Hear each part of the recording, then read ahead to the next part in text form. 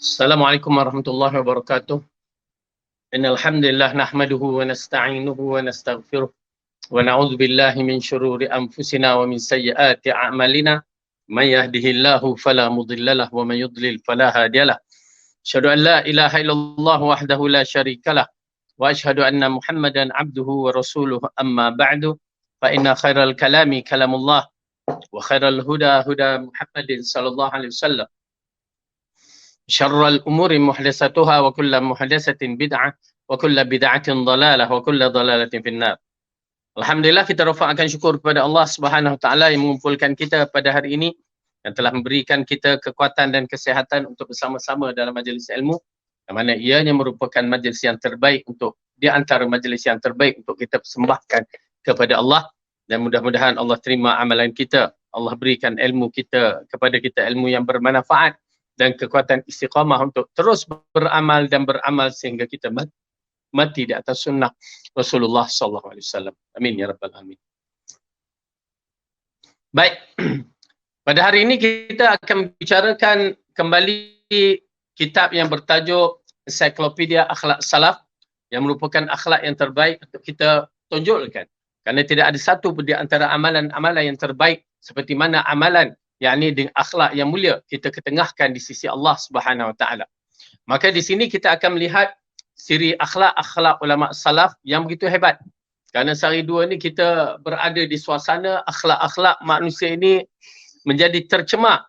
Kerana apa? Kerana berbagai-bagai perkara yang datang, berbagai-bagai perkara yang masuk dan menghasut, dan akhirnya bila kita berada di suasana sekarang ni, orang sibuk pilihan raya pun, akhlak-akhlak ini pun dah hilang. Ya, ukhuwah sesama Islam dah hilang, akhlak lagi lah hilang, maki hamun mengucap perkataan yang tak baik-baik, na'udzubillah min zalik. Okey. Jadi ala kulli hal kita istiqamah dengan cara kita, ya, berhati-hati dalam semua statement kita, iaitu kerana kita akan dipertanggungjawabkan di depan Allah.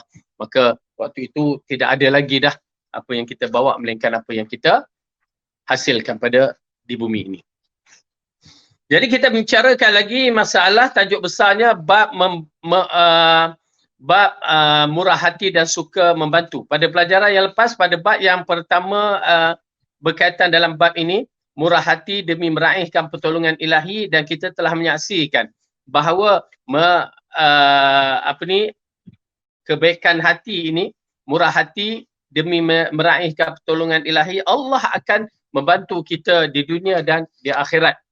Jadi yang paling penting kita berusaha untuk menepati apa yang Allah hendak, apa yang Rasulullah arahkan, ya. Baik. Semangat berbagai-bagai. Yang kedua, muka surat 273, rasa cinta sayang dan jalinan ukhuwah dengan sesama kerana mengharap keredaan Allah Azza wa Jalla semestinya mampu menumbuhkan semangat berbagi dalam diri setiap Muslim. Berbagi nikmat dengan orang lain merupakan salah satu sumber kebahagiaan dunia dan akhirat. Semangat berbagi-bagi. Okey. Setiap manusia pasti menyukai sifat ini. Hati akan mudah luluh dan terpikat di saat disentuh oleh kemurahan hati dan sifat suka berbagi. Dan di akhirat Allah tidak akan menyia-nyiakan balasan bagi hamba yang bersifat demikian selama hidup di dunia.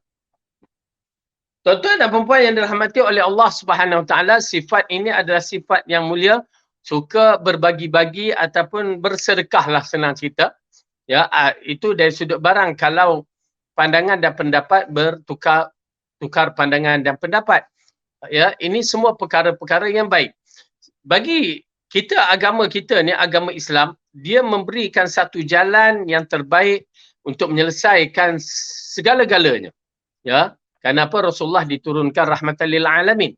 Sifat Tuhan yang merupakan sifat Rabbul Alamin ini merupakan sifat yang agung yang dia suka kepada kebaikan. Okay?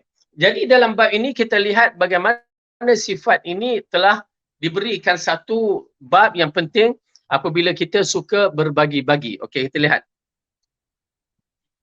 Semangat berbagi demikian yang senantiasa disuntikkan Rasulullah kepada para sahabat dalam urusan pemenuhan kebutuhan premier. Misalnya Nabi bersabda, "Man kana 'indahu ta'amu tsnaini falyadhhab bisalithin Wa man kana 'indahu ta'amu arba'atin falyadhhab bi khamisin aw sadisin.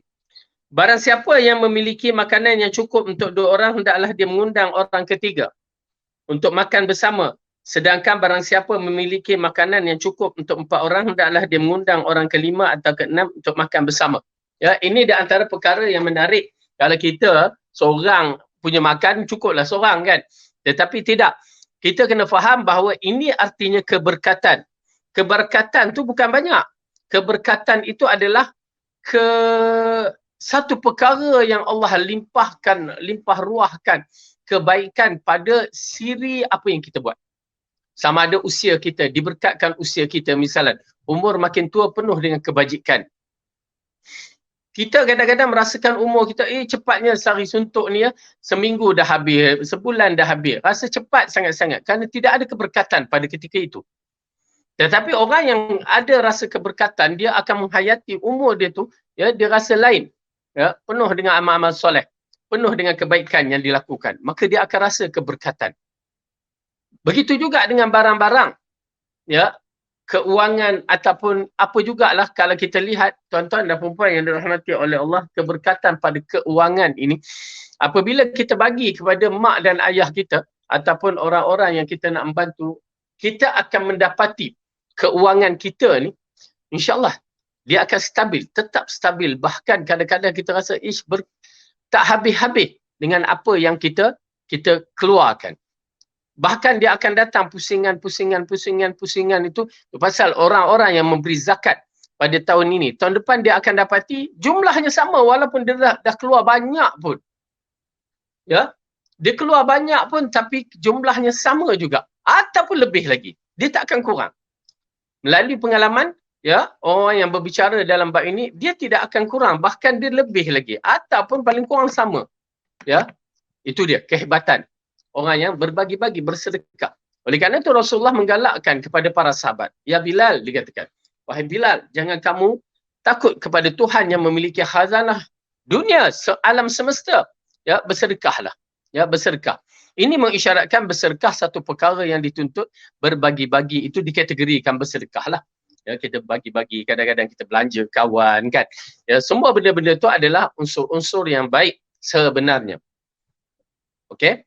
Maka dalam bab ini apabila Rasulullah mengatakan ta'amul isnin, makanan untuk 2 orang, kafi as-salis, ya, as-salasati. Makanan yang kedua cukup untuk 3 orang. Berarti kalau kita makan tu, kalau kita rasa 2 orang ni banyak sebenarnya. Ya, kalau kita rasa sikit pun dia tetap banyak. Kenapa? Ada keberkatan di situ. Keberkatan tentang mana? Bila kita makan dah rasa kenyang. Itu keberkatan. Dan yang menarik sekali, keberkatan itu kadang-kadang kita ingat kita berdua je boleh makan. Tak habis. Waktu tu baru nak bagi, nilaian dia dah jatuh. Ya, nilaian sedekah sisa-sisa kita baru nak bagi, nilaian dia dah jatuh. Berbeza dengan waktu kita nak makan tu, kita panggil dia. Ya.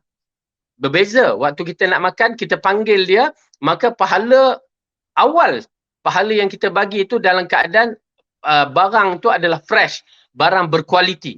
Tetapi bila kita dah makan, walaupun kita tak buka bekas tu, tapi kita rasa alamak dah sisa kita, ya, maka kita bagi orang, dia jatuhnya dah pahala dia dah kurang.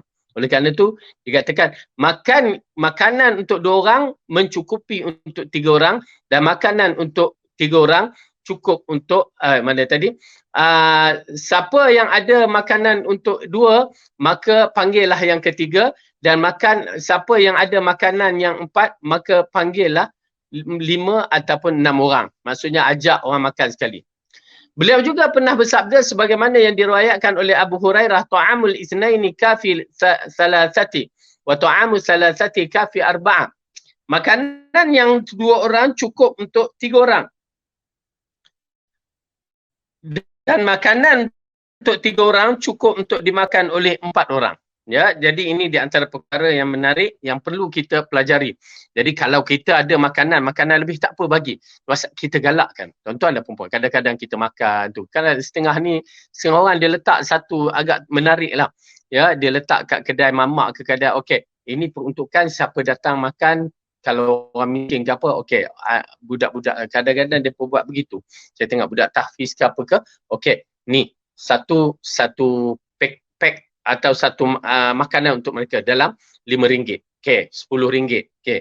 Jadi dia akan perhati orang-orang mana datang, ya, lepas tu okey. Orang tu pun datang nak makan apa semua, okey. Encik, makanan dah dibayar oleh sekolah, ada orang bayarkan.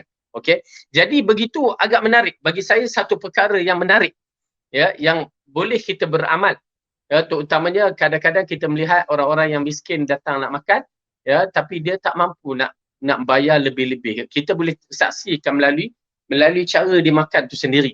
Okey, jadi di sana kita boleh membantu dalam bentuk yang begitu. Okey. Kemudian dalam riwayat yang lain disebut ta'amul wahidi yakfi ithnain wa ta'amu ithnain yakfi arba'a wa ta'amu arba'a yakfi thamaniya. Masya-Allah.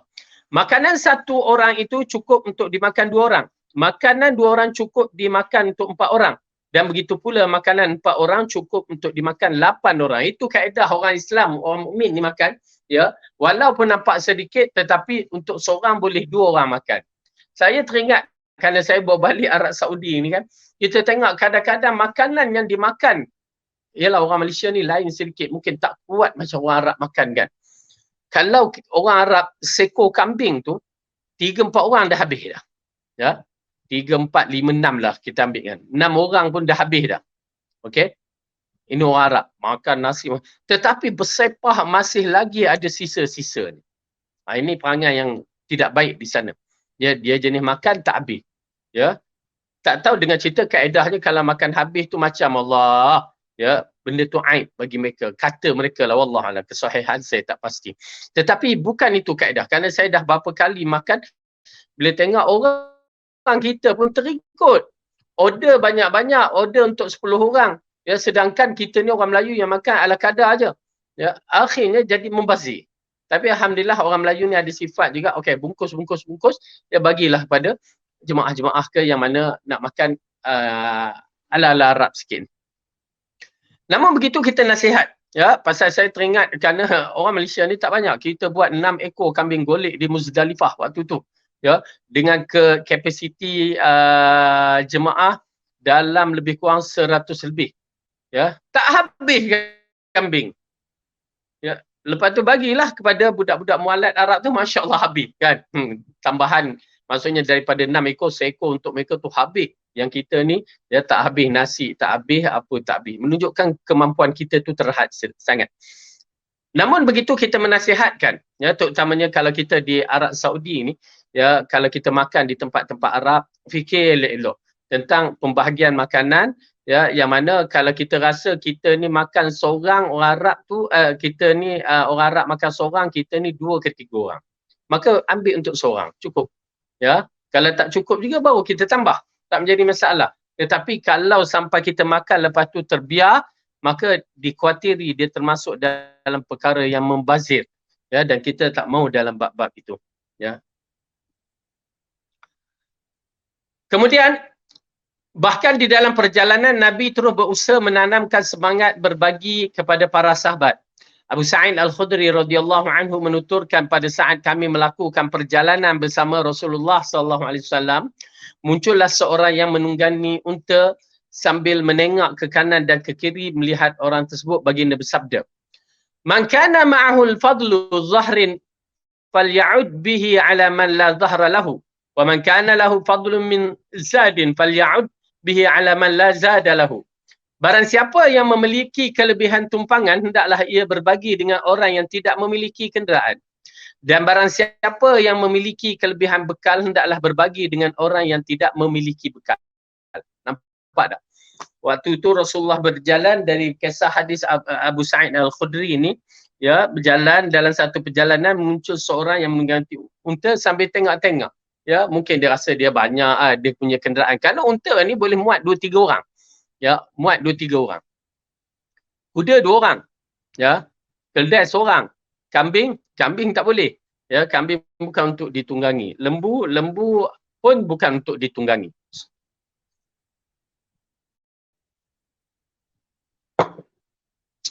Namun begitu, ya, apabila Rasulullah tengok tu, Rasulullah kata siapa yang ada kelapangan unta dia, kenderaan dia, bagi orang tumpang lah. Orang tumpang.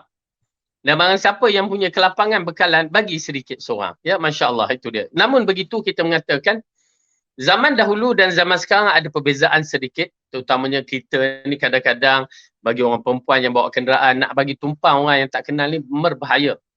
Hatta kita orang lelaki pun kadang-kadang kita takut perkara yang tidak baik. Bukan kita tak nak bagi tumpang.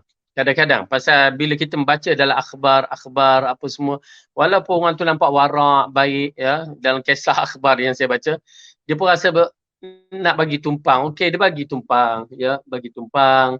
Jadi kita ni orang Melayu ni lembut hati.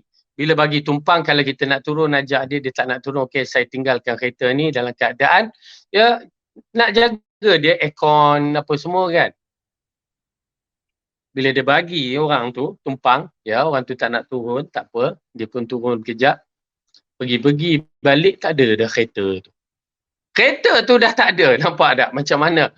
Jadi oleh kerana tu kita banyak berhati-hati dalam bab ni. Hatta saya menasihat kepada keluarga saya yang bawa kereta apa, anak ke apa ke, kita kata berhati-hati dalam bab ni. Jangan terlampau lembut hati dan bukan kaedah kita di zaman sekarang. Macam seorang tu yang kita datang, orang datang minta sedekah, bukan kadang-kadang terutamanya kaum perempuan lah kita nasihatkan bila suami tak ada tu. Ya, jangan mudah membuka pintu walaupun orang tu nampak orang ala kita kata orang tu cacat, miskin, jangan. Ya, kalau nak bagi cukup bagi dari jarak jauh ataupun bagi dah. Jangan Allah kesiannya meh masuk duduk ya. Bila dia masuk aja ya, kita pula duduk luar. Habis barang rumah dikerjakan. Ini zaman sekarang, zaman yang penuh fitnah. Kita nasihat berhati-hati. Dan kita tidak galakkan jika tak ada suami, orang lelaki, maka biarkan. Tak salah kalau kita tak bagi pun. Ya. Simpati kita tu dah dikira oleh Allah. Kerana kita berada di zaman fitnah. Kita takut semuanya perkara yang tidak sihat akan berlaku. Okay. Kemudian beliau menyebutkan beberapa jenis harta yang selain yang harus diberikan apabila berlebihan sampai-sampai kamu berfikir bahawa tidak seorang pun berhak memiliki kelebihan harta. Lihatlah kondisi ini, kita ini tidak sedikit yang memiliki lebih dari satu kenderaan, tetapi sedikit yang bergerak untuk membantu sesama dengan kenderaan yang dimiliki itu.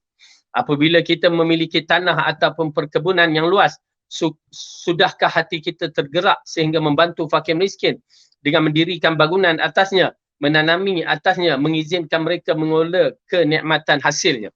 Ya, ini satu perkara yang agak menarik kan. Allah seperti mana yang diwasiatkan dalam bab ini, kita menyaksikan perkara ini adalah satu perkara yang besar pada zaman Rasulullah SAW. Kalau kita fahami apabila Rasulullah berbicara begini, para sahabat dia bersegera untuk melakukan. Ya, siapa ada kelebihan, maka kita menyaksikan para sahabat yang ada kelebihan naikkan orang, ada bantuan membantu orang. Pasal kita melihat di kalangan ahli sufah ni orang miskin, tetapi datang ayat Al-Quran mengarahkan bersedekah. Mereka keluar ya daripada tempat mereka tu, mereka bekerja mencari untuk apa, dapat hasil sedikit dan mereka bersedekah. Tu dia ahli sufah yang masyhur. Dalam bab itu termasuk Abu Hurairah. Tetapi mereka ini walaupun ahli sufah, mereka banyak meriwayat hadis seperti Abu Hurairah, dan mereka jika dipanggil sebab untuk berjihad, mereka lah orang yang pertama keluar daripada medan tersebut. Okey, baik. Jadi dalam bab ini kita lihat apabila Rasulullah SAW mengingatkan kepada para sahabat tentang kedudukan tanah, harta, kemudian di sini kita lihat tanah ya, yang mana apa yang perlu kita buat. Rasulullah bersabda, man kanat lahu ardun falyazra'ha aw la yamnahha akhahu fa in aba falyumsik ardahu. Barang siapa yang memiliki tanah, hendaklah dia menanaminya atau memberikan kepada saudaranya agar dia dapat ditanami. Tetapi jika ia enggan untuk memberikannya, maka silakan ia mempertahankannya. Ya, ini jaga elok-elok. Ini menunjukkan kepada kita siapa yang ada tanah kena manfaatkan. Dia tak boleh biar begitu. Dan kalau dia tak boleh nak buat apa, bagi kat orang-orang yang boleh buat kerja pada tanah tu supaya keluarkan hasil. Bukan bagi terus, kalau tu lain cerita. Kalau bagi untuk keluarkan hasil ataupun buat kerja untuk keluarkan hasil. Ya. Kalau tidak, jangan kita biarkan tanah tu hutan apa semua yang mendatangkan kemarahan jiran-jiran. Kenapa? Takut ular, takut apa semua tu. Kalau tak, peganglah tanah tu dengan cara yang baik. Itu yang dimaksudkan. Dan itu juga mengisyaratkan, alhamdulillah, macam doakanlah kami dalam bab tanah untuk dibangunkan sekolah kami ni, ya, dan pondok orang tua, tapi kami berhadapan dengan sedikit masalah tanah di Gombak tu, ya, Allah uji sedikit. Kenapa ICRL nak ambil, maka tanah tu terpaksa dilepaskan. Dan insyaAllah doakan kami akan cari tanah yang lain, dan di sana kita akan buat rumah sekolah tahfiz dan rumah sekolah pondok orang tua, ya. Doakan, insyaAllah, mudah-mudahan Allah pemudahkan. Okey. Tidaklah sepantasnya kita membiarkan sesama Muslim bersedih serta merosakkan kepiluan, merasakan kepiluan, sedangkan kita bergembira tanpa bisa bersimpati kepada mereka. Sungguh tiap Muslim adalah bersaudara, maka seorang Muslim akan bahagia kalau saudaranya bahagia, dan sedih kalau saudaranya dirundung nestapa. Nabi bersabda. Okey. Jadi dalam bab ini kita digalakkan untuk membantu sesama kita, terutamanya tuan-tuan dan perempuan kita ni, orang yang belajar Quran dan Sunnah ni, sebaik-baiknya membantu sesama kita diutamakan. Kenapa? Kerana dalam pelajaran yang lepas saya dah terangkan, bukan semua orang yang mempelajari agama ini berada di atas manhaj yang betul. Ya, alhamdulillah, Yayasan Ta'lim di antara orang yang mencuba membawa kepada manhaj yang betul, kembali kepada Al-Quran dan As-Sunnah mengikut fahaman 3 kurun yang terbaik ini. Jadi kita bantu sesama kita. Saya pernah bercerita kepada sahabat-sahabat tentang walaupun kita di mana di tempat ni sekolah tahfiz ke apa, bukan semua sekolah tahfiz itu mengeluarkan orang hafiz Quran yang mantap, yang betul manhaj dia. Kenapa? Sekolah tahfiz ke, sekolah anak yatim ke, sekolah agama, bukan semua mengeluarkan mereka itu berada di atas manhaj yang betul. Saya cerita di zaman Mu'tazilah, zaman Qadariyah, Jabariyah, zaman Syiah, zaman dahulu yang muncul orang yang hafiz Quran juga bukan di kalangan orang yang membawa Quran dan Sunnah. Berbahaya. Mereka akan bawa benda-benda khurafat dan syirik.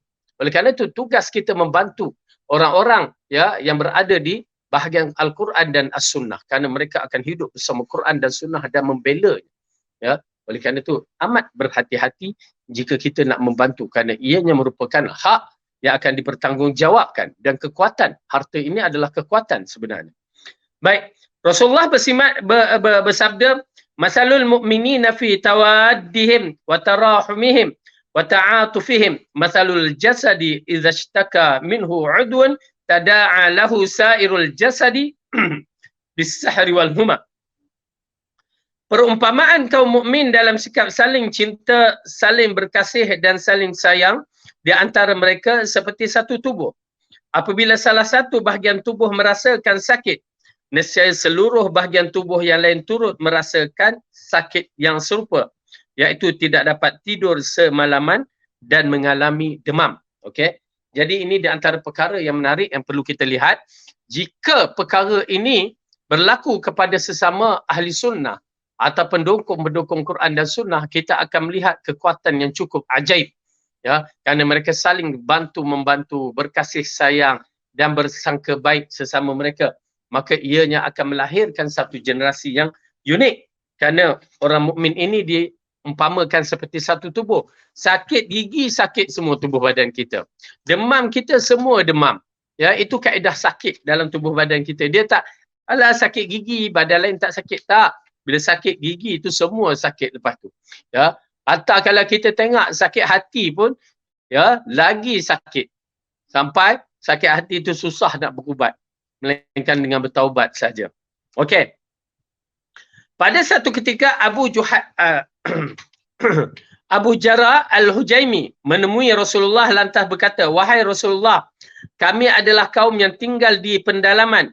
Kerana itu ajarkanlah sesuatu yang bermanfaat kepada kami." Baginda membalas, "La tahqiranna minal ma'rufi syai'a an ta'tiyahu walau an tahaba silatul habl walau an tufrigha min dalwika fi ina'il mustasqi walau an talqa akhaka al-muslima wa wajhuka bastun ilahi walau an tunisa wahshani binafsika walau antahaba syasi'a. Maksudnya, jangan pernah sekali-kali kamu meremeh perbuatan yang baik sehingga tidak mahu melakukannya. Ini di antara perkara yang amat penting, tuan-tuan dan perempuan, untuk kita memahami tentang perbuatan-perbuatan atau perkara yang baik. Bila kita lihat satu itu perkara yang kita lihat bermanfaat, baik, ya, maka jangan kita sia-siakan untuk melakukannya. Walaupun kita nampak satu benda di atas jalan raya, misalnya paku ke kecil, jalan kecil je, tak ada apa-apa, jangan. Walaupun kita nampak sampah di jalan raya tu pun kita cuba alihkan. Begitu kedudukannya. Subhanallah. Walaupun kita kata lah malas nak layan lah kan kepada tetamu yang ni, jangan kita lihat begitu. Allah nak bagi sikit sangat, bagi. Kenapa? Rasulullah pernah bersabda, neraka dan bersedekahlah walau separuh biji kurma. Alah sikit je. Tak apa, bagi. Okay. Kenapa? Kerana apabila Rasulullah mengatakan jangan pernah sekali-kali kamu meremehkan perbuatan baik sehingga tidak mahu melakukannya. Kita duk remeh-remeh perbuatan dan kadang-kadang perbuatan tu pun besar. Ittiba'us sunnah. Kadang-kadang tu lagi besar. Maka kita tak mahu. Kita menganggap benda tu adalah sunat je. Jangan.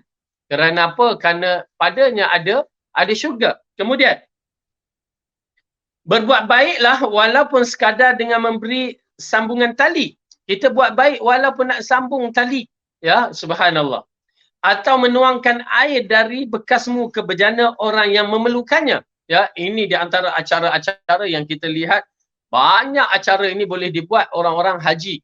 Ya, jemaah-jemaah haji kita yang pergi ke sana, banyak kebaikan. Dia nampak, subhanallah, itu kelebihannya. Nampak volunteer, suka rela nak bantu, menyenangkan hati orang, membantu orang makan.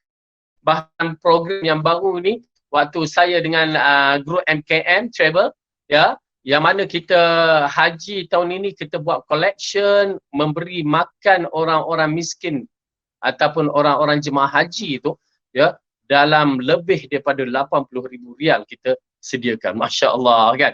Ini Masya Allah, ya, jemaah haji memang kita lihat amat murah hati untuk bersedekah. Bahkan kita bagikan mereka untuk berikan kepada jemaah haji dari luar ataupun orang miskin yang datang untuk melakukan haji di sana. Masya Allah. Ya, jazahumullah khairan katsira. Hanya Allah yang akan menerima amalan mereka. Ya, yang terbaik ini memberi makan. Ya, memberi makan. Kerana memberi makan kepada orang miskin ni besar pahalanya. Ya, yang mana melakukan solat, memberi makan yang disebutkan dalam Al-Quran. Baik. Kemudian, walau an talqa akhaka al-muslima wa wajhuka bastun ilaihi, walaupun atau memperlihatkan wajah yang ramah manakala berjumpa saudaramu, muka ceria berjumpa. Ini kadang-kadang muka kita ni muka samsing, ya, yang mana samsing tak nak senyum langsung, ya, bertemu dengan orang-orang Islam, bahkan perasaan kita ni perasaan benci. Jangan. Kalau muka samsing ke muka buruk pula, muka garang ke, cuba ceriakan. Kenapa? Sesama Islam bila kita lakukan, sudah tentu dapat pahala. Ya, sudah tentu dapat pahala. Apa juga yang kita lakukan demi agama ni, sudah tentu dapat pahala. Okey, kemudian, atau mententeramkan orang yang merasa asing, gelisah, atau memberikan tali sandal. Ya, atau mententeramkan orang yang merasa asing, yakni gelisah. Ini semua acara-acara haji belaka. Kerana orang tu, kita ni bila sampai di bumi Mekah asing. Ya, kerana kita tak tahu apa-apa, walaupun kita pernah pergi umrah apa semua, tapi bila musim haji dia berubah. Ya, banyak benda-benda yang perlu kita settlekan, dan apatah lagi bab haji ni suatu kadang-kadang tidak dijangka. Jadi digalakkan untuk mententeramkan perasaan, ya, mententeramkan perasaan dan menenangkan, terutama jemaah-jemaah yang memerlukan kepada bimbingan. Okey, jadi ini di antara berkaitan dengan haji. Tetapi kalau kita di bumi kita biasa ni, maka kita diutamakan juga membantu apa yang boleh kita bantu, Ya, tenteramkan sahabat-sahabat. Itu pasal bila kita lihat dalam bab-bab yang begini, seorang doktor ya amat memainkan peranan. Seorang yang bekerja di dalam pejabat kerajaan ataupun apa juga jawatan, mereka memainkan peranan untuk menyelesaikan masalah orang. Besar pahala tu, terlalu besar. Apatah lagi jika dia membantu terhadap projek-projek umat Islam, membina satu kebangkitan umat Islam, maka terlalu besar ganjaran pahala yang bakal diperolehinya di sisi Allah. Apabila saudara kita memiliki tali untuk menimba air atau mengikat barang namun tali tersebut kurang panjang, maka hendaklah kita memberi tali tambahan kepadanya semata-mata demi mengharap pahala dari Allah. Dan apabila kita mendapati seorang itu merasa terasing, gelisah atau ketakutan, maka hendaklah membantu mengusirkan perasaan takut dan gelisahnya hingga hatinya kembali merasa aman dan tenang dan damai. Itu di antara kita punya sifat. Ya. Ibu-ibu, tuan-tuan dan perempuan, itu di antara sifat kita ialah membantu orang ramai. Ya, tugas kita. Bukan tugas orang lain, tugas kita sebagai pendakwah, ya, jom kita terjun untuk membantu orang ramai. Baik, insya-Allah dalam bab yang begitu saya agak tertarik, ya, macam kami ada pertubuhan juga yang akan melakukan kerja-kerja amal untuk membantu orang-orang di luar sana yang mengharapkan bantuan kita. Bantu je, jangan berkira. Saya nasihatkan. Bantu je, jangan berkira. Walaupun kita tidak ada keuangan yang banyak, ya, bantulah sekadar mana yang boleh tiap-tiap bulan. Lepas tu apa yang paling penting, ya, kalau boleh jangan diungkit-ungkit apa yang kita bantu, dan kalau tak perlu ditonjolkan diri, tak perlulah ditonjolkan diri. Kemudian yang ketiga, berbagi kebaikan melalui harta. Sebagai hamba yang beriman, kita dituntut menyadari bahawa harta kita hanya titipan dari Allah. Harta itu baru menjadi milik kita sudah diinfakkan ke jalannya, sebab dia menyimpannya sebagai pinjaman di sisinya dan mengembalikan kepada kita dengan jumlah yang berlipat ganda di akhirat. Dan itu jadikanlah harta kita sebagai sumber kebaikan bagi diri sendiri dan orang lain di dunia ini sehingga tidak menjadikan beban dan penyesalan di akhirat. Okey, kita lahir dulu ada harta tak? Tak ada. Lahir dulu memang tak ada apa-apa. Orang kata bulat je begitu, namun Allah bagikan satu kekuatan. Allah bagi nikmat sebenarnya tuan-tuan dan perempuan. Mak kita sambut kita, ayah kita sambut kita di hospital ke, mak bidan ke, tak kira lah, yang paling penting Allah telah campakkan satu keistimewaan kepada kita. Kenapa? Kita disambut dengan baik, bahkan digembirakan kita. Ya, lahir-lahir itu terus menangis, ditenangkan, diberikan susu. Ya, subhanallah. Waktu tu apa yang ada pada kita? Tak ada program pun untuk kita. Tapi di sisi Allah ada. Di sisi Allah ada.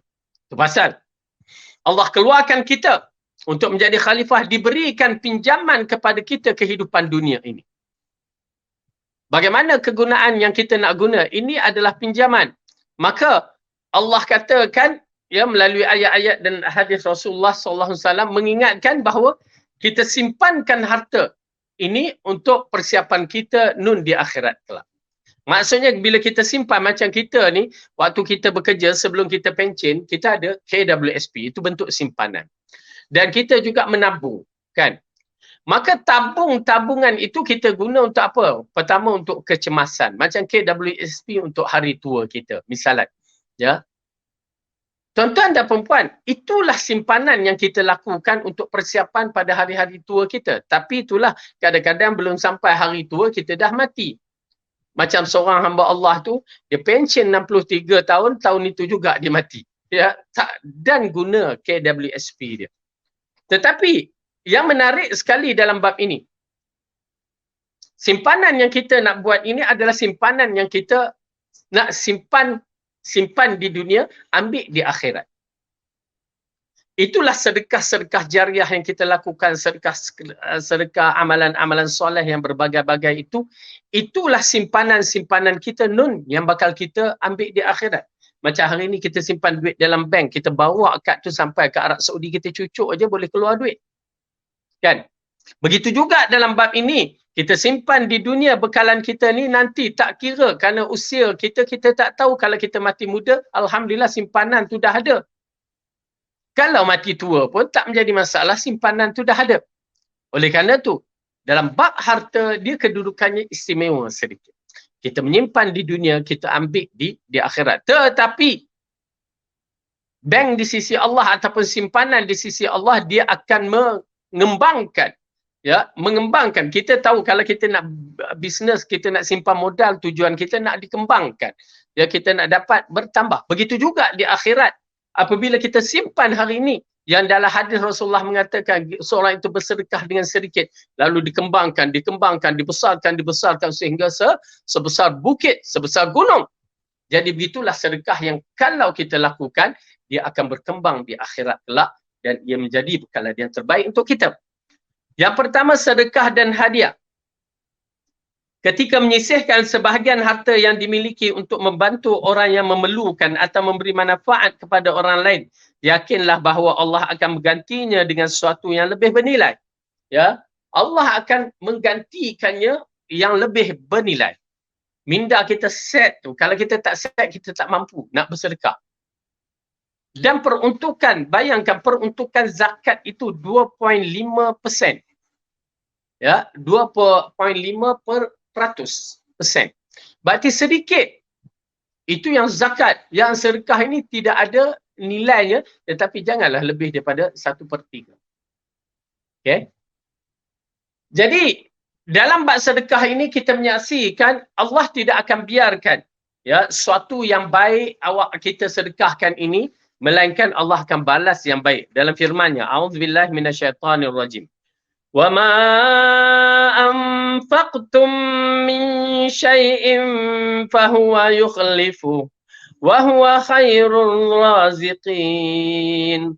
Dan apa saja yang kamu infakkan, Allah akan menggantikannya dan dialah pemberi rezeki yang terbaik. Okey, kita infak, Allah akan ganti. Kita infak, Allah akan ganti.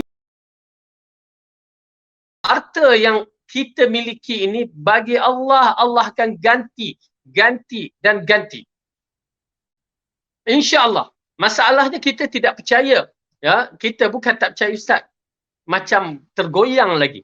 Kita tergoyang lagi dengan apa yang kita yakini beriman kepada Allah. Allah mempunyai khazanah alam dunia dan akhirat. Kita macam tak yakin bahawa Allah boleh memberikan bumi seluruhnya kepada kita. Kita tak yakin. Tetapi kalau ada keyakinan yang begitu, kita tak akan risau. Ya, kita tak akan risau. Allah akan serahkan kepada kita dunia dan seisinya. Maka sambut aja seruan Allah, maka kita akan diberikan. Okey, dalam surah Sabah tadi, Allah bercerita, dan apa saja yang kamu infak, Allah akan menggantikannya. Kerana dia adalah pemberi rezeki yang terbaik. Kemudian Allah mengatakan lagi di dalam hadis Qudsi. Disebutkan dalam hadis Qudsi, dia berfirman, Anfiq ya bna Adam, unfiq alaika. Wahai anak Adam, berinfaklah. Nescaya aku akan memberi infak kepadamu. Yakni menggantikannya. Tuan-tuan dan perempuan, bila disebut menggantikannya, bukan sekupang dua. Kalau kita bagi sekupang dua, dia akan ganti, ya, kita bagi RM1 dua, sekupang dua pula. Bagi RM1 dua, ya, dia akan ganti. Kenapa? Rasulullah SAW telah berfirman dalam Al-Quran. Bagaimana bentuk yang dia gantikannya. Jom kita lihat. Buka surah Al-Baqarah.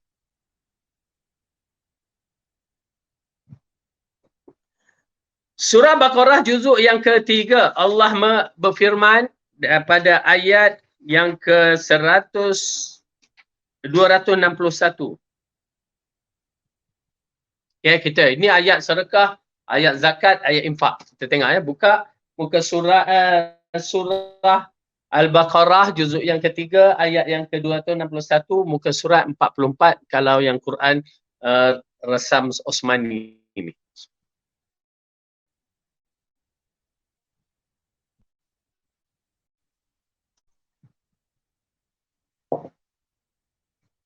Baik.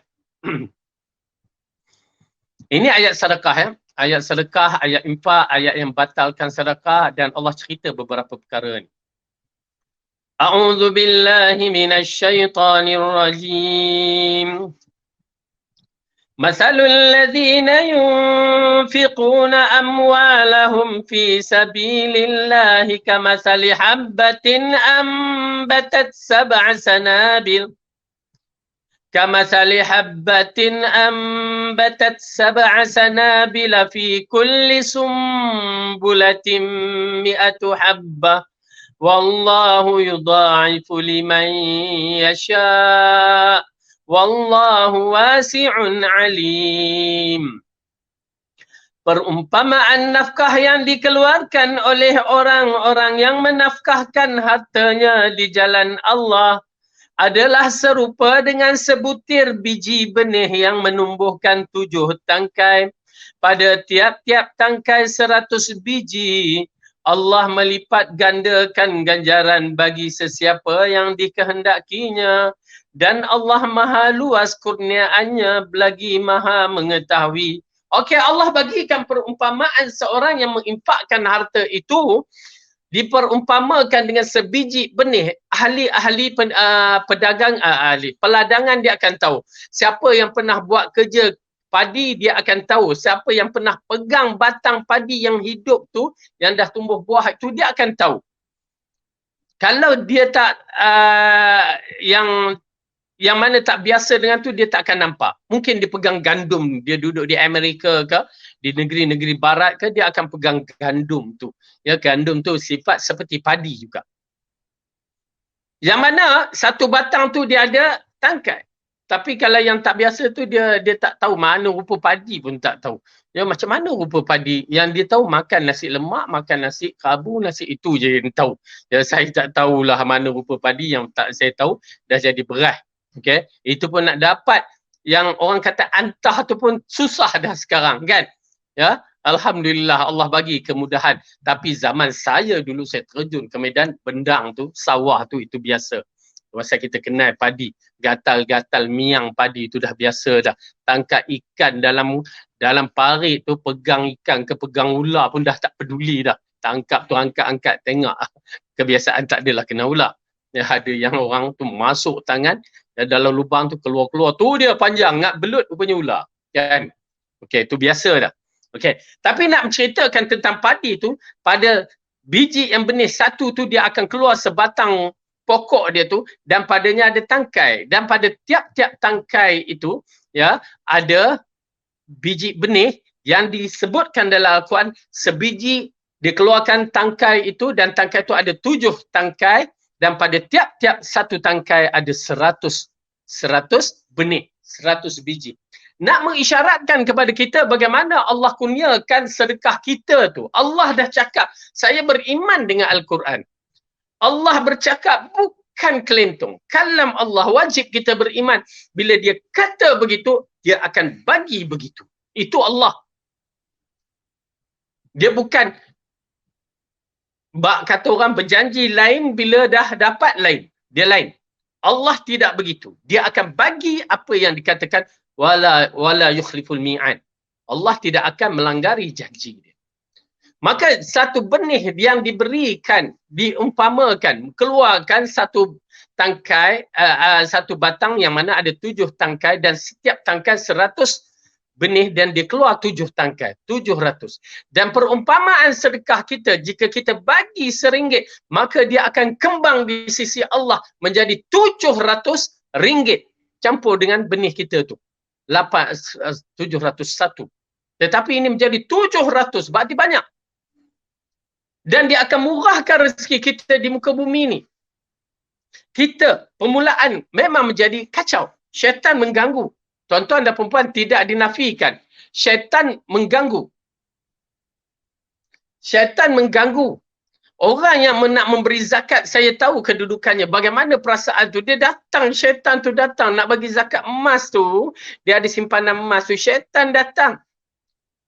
Dia ada zakat harta. Syaitan datang. Tetapi dia menyaksikan. Tahun lepas aku bagi banyak ni. Tahun ni lebih lagi kan. Tetapi syaitan still membisik dia. Masih membisik. Tahu tak? Sampai tahap orang yang mempunyai emas yang disimpan. Syaitan membisik. Rugilah. Kita boleh beli lain lah. Banyak benda nak dizakatkan ni. Ya. Apa kata kita kurangkan zakat dia. Dia bagi gambaran. Dia bagi bisikan-bisikan. Kita terfikir. Ya. Emas yang disimpan tidak seperti yang dipakai. Kan? Apa kata kalau kita pakai kejap? Nak mengelakkan zakat. Kan?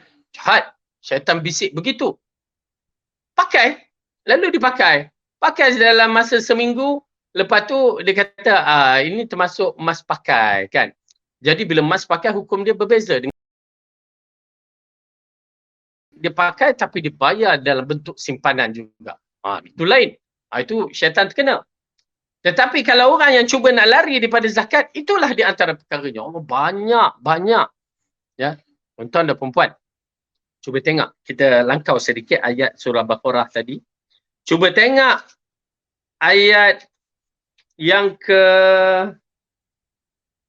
268. Muka surat sebelah je.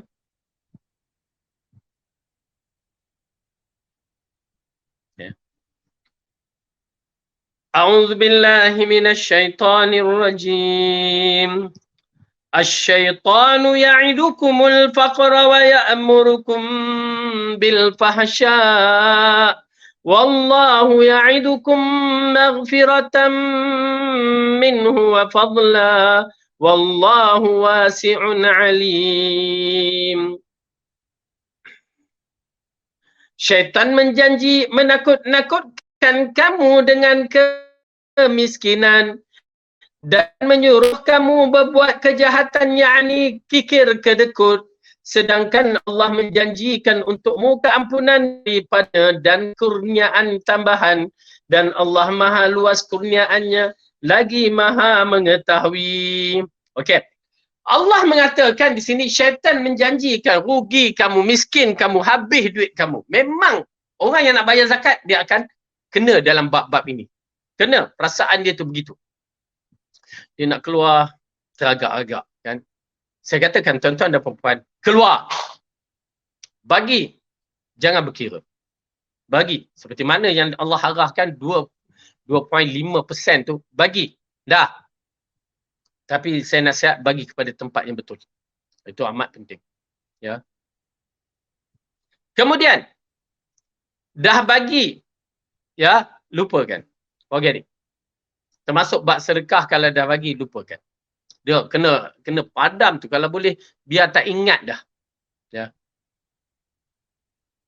Allah mengatakan asyaitanu ya'idukumul faqra wa ya'murukum bil fahsya. Syaitan menjanjikan kamu kemiskinan dan menyuruh kamu berbuat kejahatan, yakni tidak mahu bayar zakat, tidak usah bersedekah. Kenapa? Sedekah habis, sedekah habis. Ya. Tuan-tuan dan perempuan tahu kan, kadang-kadang orang membayar zakat sampai jumlah beratus ribu, berpuluh ribu. Ya. Dan kita boleh tahu betapa besarnya asetnya itu. Dan Allah telah bagi kurniaan kepadanya, kelebihan kepadanya. Tidak dinafikan. Cuma, bagaimana kedudukan dia nak menggunakan harta. Mungkin tuan-tuan dan perempuan terkejut, ada jemaah haji yang melakukan haji dengan kos yang tinggi, RM250,000 misalan. Ya, RM500,000 ya, misalan. Itu masing-masing punya hak, tak menjadi masalah. Ya, tapi nak menceritakan sampai begitu sekali, mereka mengorbankan harta mereka untuk melakukan amalan soleh. Mudah-mudahan diterima. Tapi nak cerita, syaitan akan menjanjikan berbagai-bagai. Lalu Allah mengatakan, wallahu ya'idukumul asyaitanu ya'idukumul faqra wa ya'murukum bil fahsya wallahu ya'idukum maghfiratan minhu wa fadla.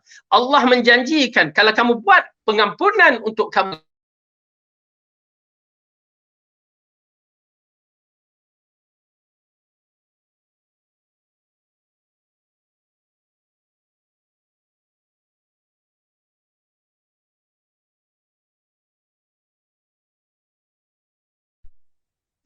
Yang kedua, selain daripada itu, Allah menjanjikan kelebihan. Kelebihan itulah yang kita dapat di dunia dan di akhirat. Allah akan tambahkan, Allah akan lebihkan, Allah akan banyakkan harta kita. Banyak. Dan disitulah Rasulullah mengatakan, mengingatkan bahawa orang yang bersedekah, dia tidak akan miskin. Okey, jadi kita dah nampak dah dalam bab ini ayat yang ke 268, syaitan menjanjikan kemiskinan. Okey, kita lihat balik ayat 264 untuk berkaitan dengan sedekah ini. 264 surah Al-Baqarah. perkara yang akan membatalkan sedekah-sedekah. Ya ayyuhalladzina amanu la tubtilu sadaqatikum bil manni wal adza kalladzi yunfiqu malahu ria'an nasi wa la yu'minu billahi wal yawmil akhir. Wahai orang yang beriman, janganlah kamu menghilangkan pahala sedekahmu dengan menyebut-nyebutnya dan menyakiti perasaan si penerima. Seperti orang yang menafkahkan hartanya kerana riak kepada manusia dan tidak beriman kepada Allah dan hari kemudian. Okey. Allah mengatakan di sini, perkara yang boleh membatalkan sedekah kita, harta kita yang kita sedekah ni, ya akan dibatalkan. Dengan apa? Allah kata di sini, ya ayyuhalladzina amanu la tubtilu sadaqatikum bil manni wal adza. Wahai orang yang beriman, janganlah kamu membatalkan sedekah kamu dengan mengungkit-ngungkitnya. Ya, mengungkit. Kita dah sedekah, ya dah bantu dia, tiba-tiba kita ungkit. Ataupun kita bersedekah, kita bercakap, kamu ni aku dah bantu kamu banyak, takkanlah kamu tak mau undi aku. Kan? Itu mungkin. Wal adza, menyakiti hati penerima. Kita nak bagi tu, kita bercakap, ya, kamu ni tak reti buat kerja, tak pandai, malas kedekut pula, malas, berbagai-bagai ucapan itu, ya, itu pun termasuk menyakiti hati penerima.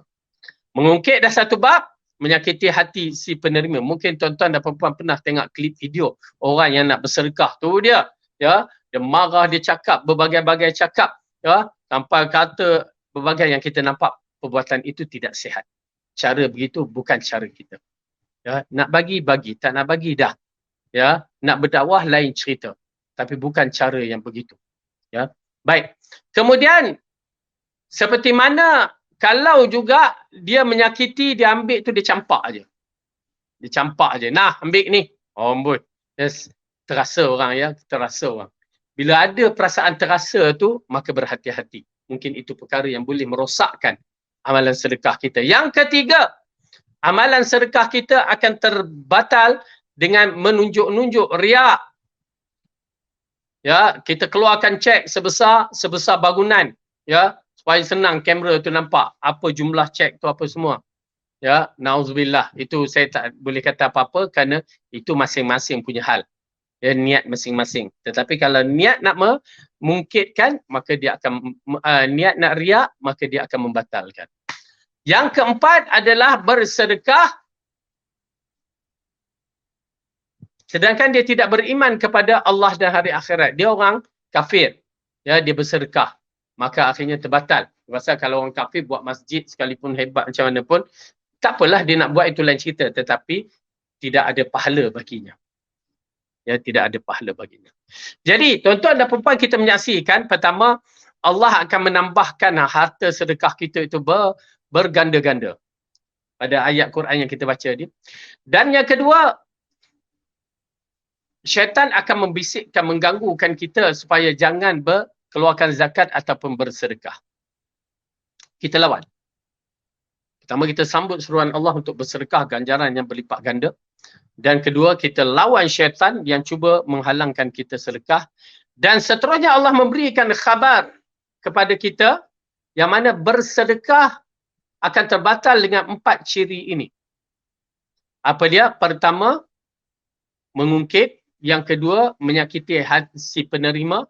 Yang ketiga, riak. Dan yang keempat. Dan kita saksikan juga kali ini ada lagi ayat yang menceritakan ada adab bersedekah. Kita lihat apa dia.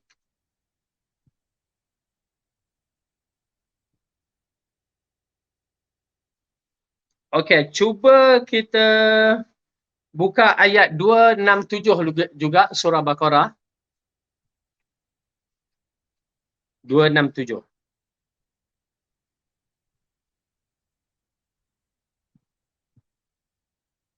Ayat ini kita lihat pada ayat 267 Allah berfirman, A'udzubillahi minasyaitonirrajim. يا أيها الذين آمنوا أنفقوا من طيبات ما كسبتم ومما أخرجنا لكم من الأرض ولا تيمموا الخبيث منه تنفقون ولستم بآخذيه إلا أن تغمدوا فيه واعلموا أن الله غني حميد. Wahai orang yang beriman, nafkahkanlah di jalan Allah sebahagian dari hasil usahamu yang baik-baik dan sebahagian dari apa yang kami keluarkan dari bumi untuk kamu. Okey, nampak dah Allah dah mukaddimah kan? Wahai orang yang beriman, infakkanlah harta kamu yang baik-baik. Ini kalimah yang penting ni. Ya, infakkan harta kamu dengan yang baik-baik. Okey, kemudian Allah katakan, dan janganlah kamu memilih yang buruk-buruk lalu kamu nafkahkan daripadanya. Padahal kamu sendiri tidak mahu mengambilnya melainkan dalam memincing mata terhadapnya. Dan ketahuilah bahawa Allah Maha Kaya lagi Maha Terpuji. Maka ayat ini mengisyaratkan mana-mana infak yang tidak berkualiti adalah satu perkara yang tidak baik. Ya, kalau kita mampu tapi kita infak suatu benda yang agak tidak berkualiti bagi kita. Ayat ni mengatakan kalau kita tu nak bersedekah pun kita, orang bagi kat kita, kita tengok alamak nasi semalam kan. Misal alah macam tak fresh kan. Kita nak ambil pun rasa tak berapa. Kena pula kita ni orang yang jaga kesihatan kan. Nak ambil sebarangan tu bukan cara kita kan. Kita ni, tu pasal kita mengatakan misalan makanan yang tak habis baru bagi orang itu adalah kualiti yang kedua, tahap yang kedua, yang mana kita dah tak nak baru bagi kat orang. Dia tak sama dengan apa yang kita ambil awal baru kita bagi lain. Ini kita jual sampai pukul 12 tengah hari, ya orang tak ada beli dah, kita baru nak bersedekah. Dia tidak berkualiti tu dah. Ada pahala tetapi pahalanya tidak pahala seperti yang asal. Lauk hari ni tak habis. Ya, tak habis di rumah kita niat bersedekah lah. Kita bagi bersedekah pada orang. Ya, pada kucing lain cerita tapi pada orang. Maka ianya boleh merosakkan siri amalan sedekah kita, ganjaran pahala. Yang Allah katakan kamu nak ambil pun dalam keadaan kamu tak selera. Oleh kerana itu ibu-ibu, tuan-tuan dan perempuan, saya nasihatkan. Bagi. Masalahnya kita ni dah set minda kita bila nak sedekah bagi cara banyak. Tak perlu. Kalau kita nak bersedekah bagi yang sikit tetapi berkualiti. Allah katakan di akhir ayat tadi apa dia? Ya, nak menceritakan sedangkan Allah Maha Kaya lagi Maha Terpuji. Allah nak bagi semua bagi yang terbaik untuk kita. Sebenarnya Allah bagi semua diberikan terbaik. Kita yang kadang-kadang silap pilih. Okey, baik. Jadi itu dia. Saya nak tambah lagi berkaitan dengan sedekah ini. Kenapa? Ini ayat yang disebutkan dalam ayat ini semua berkaitan dengan sedekah. Maka kita nak, saya tahu tuan-tuan dan perempuan bersemangat di kalangan kita, bersemangat untuk bersedekah yang berkualiti. Alhamdulillah. Okay? Tidak dinafikan. Di kalangan kita ada orang yang Allah bagi nikmat, disuka bersedekah. Tak dinafikan.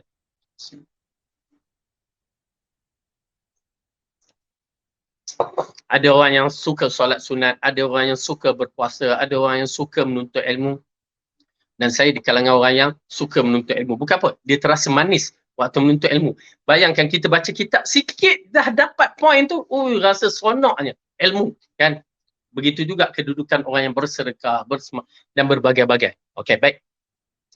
Jadi tuan-tuan dan perempuan, saya nak tambahkan sedikit supaya dia jadi maklumat kita, minda kita berfungsi bagaimana cara kita nak bersedekah. Okey, kita lihat.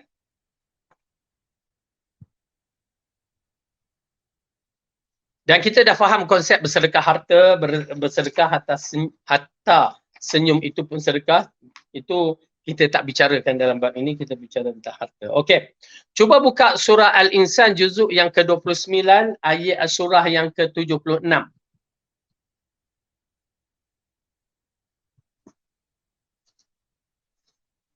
Muka surat 578 kita mulakan. Ini kita akan habiskan masalah sedekah semua. Jumpa? A'udzu billahi minasyaitonir rajim. Ayat yang kelima. Innal abrara yashrabuna min ka'sin kana mizajuha kafura. Sesungguhnya orang yang berbuat kebajikan minum dari gelas yang berisi air campurannya dari air kafur. Okey. Abrar, orang yang terbaik ini. Bir, orang yang melakukan kebaikan. Al-abrar, orang yang mempunyai kebaikan yang besar. Sifat-sifat dia kita terangkan. Mereka akan minum air dari syurga, air kafur yang istimewanya hanya Allah yang mengetahui. Tetapi air itu cukup hebat. Siapa yang dapat minum air syurga, dia tidak akan dahaga untuk selama-lamanya. Dia minum itu sebagai keseronokan saja. Ya, baik. Ainan yashrabu biha ibadullahi yufajjirunaha tafjira. Iaitu mata air dalam syurga yang daripadanya hamba-hamba Allah minum, yang mereka dapat mengalirkan dengan sebaik-baiknya. Yani sentiasa terhidang air itu kepada orang yang nak meminumnya. Ini satu benda yang agak menarik ya. Yang mana air ini keluar, yang tak perlu teko-teko untuk tuang, letak aja minum ya. Ini hebat. Siapakah mereka ini? Okey, kita lihat. Yufuna bin nadri wa yakhafuna yawman kana syarruhu mustatira. Mereka itu menunaikan nazar dan takut akan suatu hari yang azabnya merata di mana-mana. Okey, pertama orang ini menunaikan nazar yang kita dah bahaskan. Nazar terbahagi kepada 3, nazar haram, nazar harus dan nazar makruh. Yang mana nazar haram tu kita dah tahu dah. Nazar harus itu apa juga? Nazar yang tidak ada cagaran. Maksudnya yang mana kita buat niat nazar, ya aku nak berpuasa lah minggu depan, ya, kerana Allah Ta'ala, nak puasa je. Dia nazar itu, aku nak bersedekah lah, okey, macam tu. Dan nazar makruh, nazar yang mana aku, kalau anak aku puasa, aku buat kenduri. Itu nazar makruh.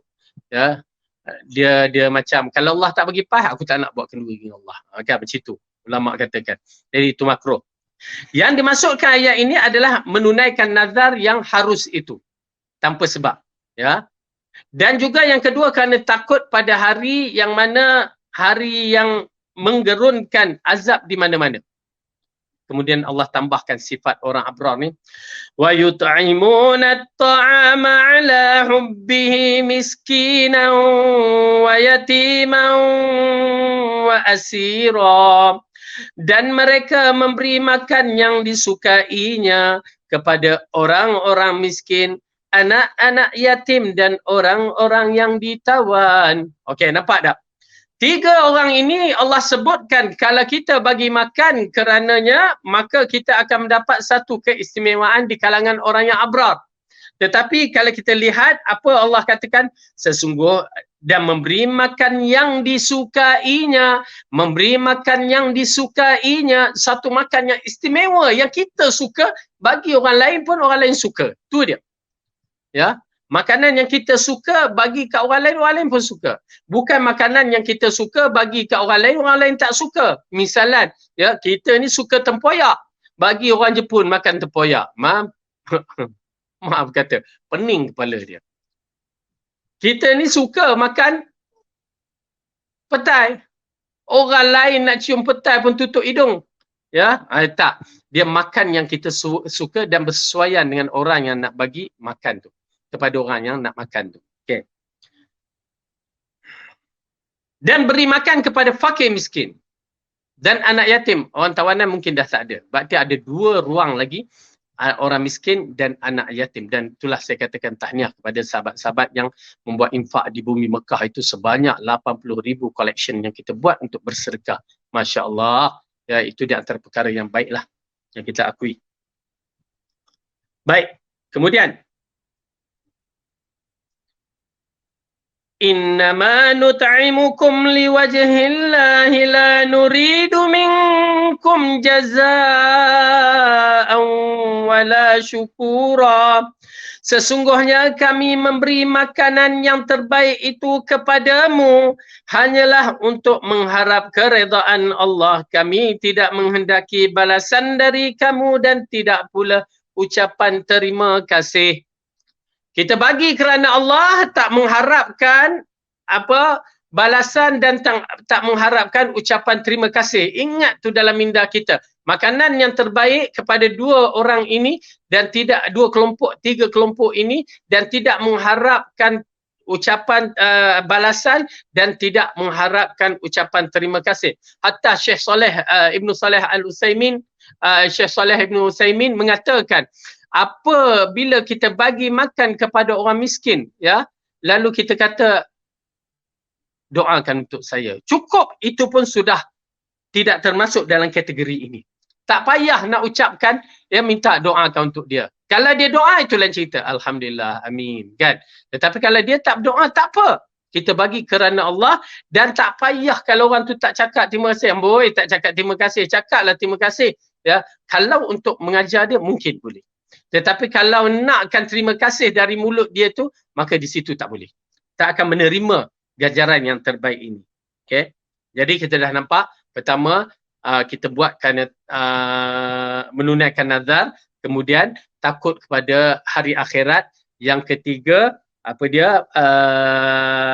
Kita bagi makanan kepada dua kelompok yang besar, tiga kelompok ni, fakir miskin, anak yatim dan juga orang tawanan. Yang keempat, kita bagi makanan yang kita suka. Okay. Dan yang kelima, kita tak mahu dia balas apa-apa. Dan yang keenam, tak payah ucapan terima kasih, ya, ataupun kita minta dia doakan kita, tak payah. Maka Allah ceritakan ini dan ditambahkan satu lagi, Inna nakhafu min rabbina yawman abusan qamtarira. Sesungguhnya kami takut akan azab Tuhan kami pada suatu hari, iaitu hari orang bermuka masam yang penuh dengan kesulitan.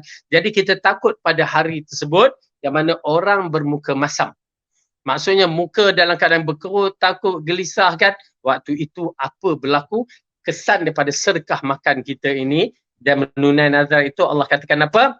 Fawaqahumullahu syarra dzalikal yaumi walaqahum nadratan wa surura wa jazahum bima sabaru jannatan wa harira. Maka Tuhan memelihara mereka dari kesusahan hati hari itu dan memberikan kepada mereka kejernihan wajah dan kegembiraan hati. Dan dia memberi balasan kepada mereka kerana kesabaran mereka dengan syurga dan pakaian sutera. Itu dia kesan kita buat perkara itu.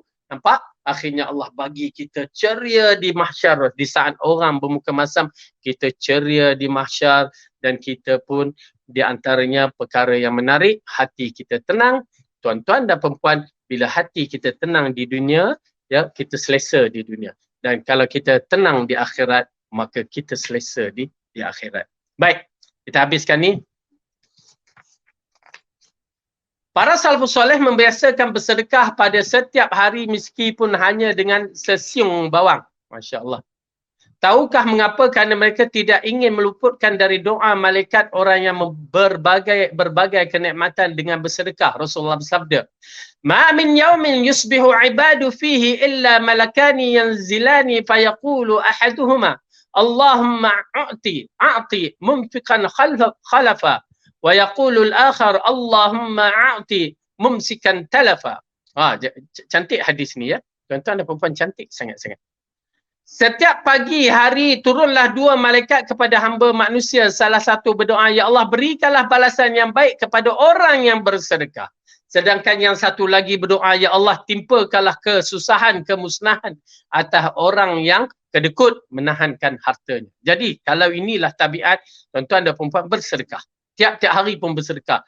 bersedekah kata orang saya tak pernah anu sangat, sedekah subuh, sedekah awal pagi, sedekah ya, bersedekah.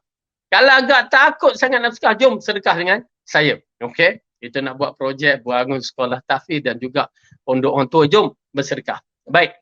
Kemudian pemberian tidak harus besar dan bernilai kalau memang kondisi sedang tidak mampu. Janganlah enggan menyerahkan suatu pemberian kerana merasakan suatu itu remeh dan sepele, apa tu. Sebab tidak ada kebaikan yang bernilai rendah di dalam Islam. Rasulullah bersabda, subhanallah ya, tuan-tuan dan perempuan, tidak ada satu dalam agama kita memandang remeh satu perkara tu. Kenapa? Disebabkan seorang itu tidak memandang remeh bagi anjing minum air di dalam keadaan keringat, dalam keadaan teruk, letih anjing tu, dia mendapat keampunan dari Allah. Dan seorang tu mandang remeh kepada kucing yang diseksanya, dikurungnya, tak diberi makan, akhirnya dia dimasukkan ke dalam neraka. Nampak tak? Tak boleh diremehkan. Apa juga? Oleh kerana tu, kita bukan orang yang meremehkan yang ada di sisi kita. Kemudian Rasulullah mengatakan, "Idza tabakhta maraqan fa'akthir ma'ahu thumma anzur ahla baitin min jiranika fa'asibhum min bima'rufin." Apabila kamu memasak sayur, maka perbanyakkanlah kuahnya. Kemudian lihatlah kondisi tetangga-tetanggamu dan berilah mereka masakanmu dengan cara yang baik. Ya, kita bila masak tu masak banyak kuah. Ini kita bagi jiran kita bau sedap, masakan tak sampai kacau. Ya, kena pula jiran tu tengah mengandung dah teringat-ringat pula dah. Maka dia minta suaminya cari sampai ke Jepun nak cari sushi yang dia nak tu. Ya, tak dapat. Ya, itu di antara masalah. Okey. Kemudian dalam hadis riwayat berikutnya, hadis Al-Bukhari, yang mana Rasulullah SAW mengatakan, ya nisa al-muslimati la tahqiranna jaratun li jaratiha wala firsina syatin. Ya, wahai wanita-wanita muslimah, janganlah salah seorang dari kalian memandang rendah pemberian kepada tetangga walau ia sekadar daging di sela-sela kuku kambing. Ini agak menarik.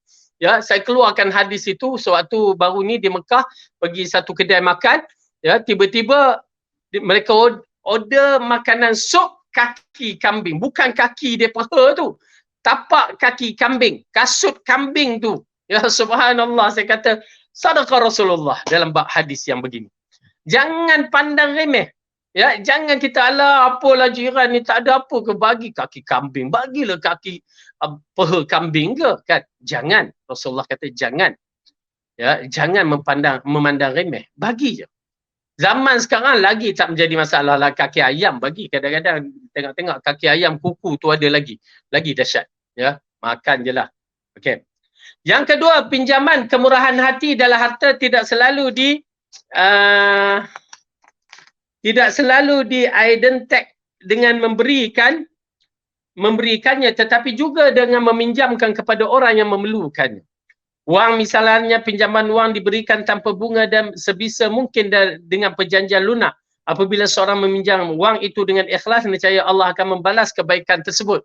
Ya, ini di antara perkara, yakni meminjam atau memberi hutang. Dan ianya akan mempermudahkan seorang itu di mahsyar. Tetapi ingat, tuan-tuan dan perempuan, dalam bab hutang ni kena berhati-hati. Kalau kita tak ada, jangan bagi. Kalau ada ala kadar, bagi ala kadar. Kalau agak-agak kita rasa orang tu takkan dapat balik, kita bersedekahlah. Tetapi kalau nak bagi yang banyak, biar clear hitam putih. Ini satu nasihat dalam bab hutang. Kerana kadang-kadang kita ni lembut hati, orang ni baik dengan kita, kan. Tetapi akhirnya kita bagi, dia dah main pusing-pusing. Ha? Walaupun baik pada peringkat awal. Tuan-tuan dan perempuan, sebab hutang kita bergaduh kadang-kadang. Kita waktu bagi hutang betul-betul ikhlas, dia nak bayar hutang tu tak ada ikhlasnya. Ini di antara perkara yang kita lihat masyarakat kita mengadu terlampau banyak. Kalau sedikit, ustaz tak apa, ini kadang-kadang banyak dia janji nak bayar gini-gini sampai kita menadah tangan macam kita yang pula yang berhutang. Na'udzubillah. Ingat ya, orang yang berhutang, roh kita tidak akan melepasi langit pertama pada hari kematian kita. Ya, na'udzubillah. Okey, Abu Hurairah meriwayatkan Nabi bersabda, dahulu ada lelaki yang sering memberi pinjaman kepada orang lain. Ia pun selalu berpesan kepada pelayannya, Jika kamu menagih orang yang kesulitan bayar hutangnya, maka berilah keringanan padanya. Mudah-mudahan dengan begitu Allah mengampuni, meringankan kita. Orang kemudian meninggal dan Allah benar-benar mengampuni dosanya ataupun meringankannya. Ya, ini dia. Jadi kita pemudah. Kenapa? Selagi orang tu tak bayar hutang, kita mendapat pahala sedekah pada tiap-tiap hari sehingga orang tu bayar. Tetapi orang yang tak bayar hutang, dia tak ada niat dan dia ada niat tak berusaha bersungguh-sungguh, maka dia di depan Allah tu memang ya bencana besar. Ya. Yang ketiga, manihatul anzi. Di antara bentuk kebaikan melalui harta yang dianjurkan adalah manihatul anzi, iaitu memberi manfaat dari harta kita kepada orang lain tanpa harus mengalihkan pemilikan harta tersebut kepadanya. Misalnya seorang mempunyai kambing betina yang produktif dalam menghasil susu, lalu kambing itu dipinjamkan kepada fakir miskin atau siapa saja yang memerlukan susunya setelah dimanfaat, kambing itu dikembalikannya. Ini dalam kisah zaman dahulu, dia ada seekor kambing yang kadang-kadang orang nak susu, dia ada kambing-kambing tersebut. Dia kata, okey, pakailah, ambillah susu. Ya, ambil je susu tu, tak menjadi masalah. Ini setengah masyarakat kita buat. Dan di antara tabiat yang dibuat oleh masyarakat kita, produktif yang dilakukan, ialah dia jalan tu memang jalan tanah dia, tetapi dia bagi pakailah, tak apa. Ya, pasal ini berlaku di kampung-kampung. Ya, jalan itu hanya itu je jalan orang nak lalu. Yang lain tu agak jauh, boleh lalu jauh, tapi dia kata bagi ruang. Ini di antara sifat manihatul anzi. Okey. Ataupun dia bagi, okey, kenderaan ni pakailah, jangan rosak, jangan apa, tapi minyak kena bayar sendiri apa semua. Semua adalah bentuk-bentuk yang mana servis yang dia bagi tanpa meminta ganjaran pahala. Okey. Ganjaran dunia. Okey. Manihatul anzi merupakan sedekah dalam bentuk jasa dan bermanfaat suatu barang. Bukan sedekah barangnya secara langsung sebab kemilikan barang praktikal amal ini tidak beralih, tetapi hanya manfaat kegunaannya saja yang didermakan kepada orang yang memerlukannya. Rasulullah SAW bersabda, arba'una khaslatan a'lahunna manihatul anzi, ma min amilin ya'mal bi khaslatin minha raja'a thawabiha wa tasdiqa maw'udiha illa adkhalahu Allahu biha jannah. Ada 40 macam kebaikan dan yang paling tinggi adalah manihatul anzi. Siapa yang mengamalkan salah satu dari semua itu demi mengharapkan pahalanya dan percaya akan kebenaran balasannya, nescaya Allah akan memasukkan ia ke dalam syurga. Tuan-tuan dan puan-puan, buat kebajikan apa juga yang kita ada. Dari Al-Bara' Ibn Azib meriwayatkan bahawa baginda bersabda, man manaha manihatal labanin aw waraqin aw hada zuqaqan kana lahu mithla itqi raqabah. Siapa yang memberi pinjaman haiwan untuk diambil susunya atau pinjaman wang atau menunjukkan arah jalan, maka ia mendapat pahala seperti pahala memerdekakan budak. Subhanallah, pahala besar. Ya, pahala besar. Kemudian dalam riwayat Abu Hurairah disebutkan man manaha manihatan ghadat bisadaqatin wa rahat bisadaqatin sabuhiha wa ghabuqiha. Barang siapa yang memberi pinjaman haiwan untuk diambilkan susunya, maka ia seperti bersedekah pada pagi dan petang harinya, yang mendapat pahala mulai dari susu yang diminum pagi hari hingga susu yang diminum petang harinya. Okey, tuan-tuan dan puan-puan, subhanallah, kita mendapat manfaat yang terlalu besar dalam bab hari ini, membicarakan harta-harta dan juga sedekah-sedekah yang perlu kita lakukan. Ya, berbagi-bagi, berpinjam-pinjam, tolong-menolong antara satu sama lain merupakan amalan yang terbaik, amalan yang boleh menghidupkan hati dan menjadikan hati kita ini lagi cantik, lagi berakhlak. Maka kita hidupkan sesama kita dan kita tahu bahawa insya-Allah orang sunnah kita adalah orang yang terbaik dalam nak mengamalkan sunnah Rasulullah, dan mudah-mudahan Allah memudahkan bagi kita untuk terus melakukan amalan-amalan yang terbaik ini. Dan kita mengharapkan dalam keadaan ilmu kita yang bermanfaat ini, kita beramal dan terus cuba untuk terus berbakti kepada masyarakat, walaupun orang kata kita dah pencin ke atau apa juga yang boleh kita manfaatkan kepada manusia. Jangan pandang remeh, ya, jangan pandang remeh kepada sahabat-sahabat, kaum-kaum kerabat kita dan juga orang-orang sekeliling kita. Kenapa? Tuan-tuan dan puan-puan, ini adalah jalan dakwah kita menyeru kepada orang yang tak faham kepada agama kita, Al-Quran dan As-Sunnah mengikut fahaman 3 kurun yang terbaik. Kita ada sahabat-sahabat kita, kaum kerabat kita yang masih belum faham, dan jiran-jiran kita sama ada di kalangan Muslim atau non-Muslim, maka kita boleh berdakwah dengan cara yang baik, membantu tolong menolong, kerana semua itu akan dikira di sisi Allah Subhanahu Wa Taala sebagai timbangan amalan berat kita, dan mudah-mudahan kita akan ambil hasil tersebut. Dan ingat, jaga adab-adab bersedekah, dan bersedekahlah, dan jangan takut kepada kefakiran, kerana yang memiliki harta itu adalah Allah Subhanahu Wa Taala, mempunyai kerajaan di langit dan bumi, harta di langit dan di bumi. Wallahu a'lam bisawab. Yang baik itu datang daripada Allah, salah silap daripada saya sendiri. Aku lu qauli hadza wa astaghfirullah li wa lakum. Wassalamualaikum warahmatullahi wabarakatuh. Subhanakallahumma wa bihamdika, asyhadu an la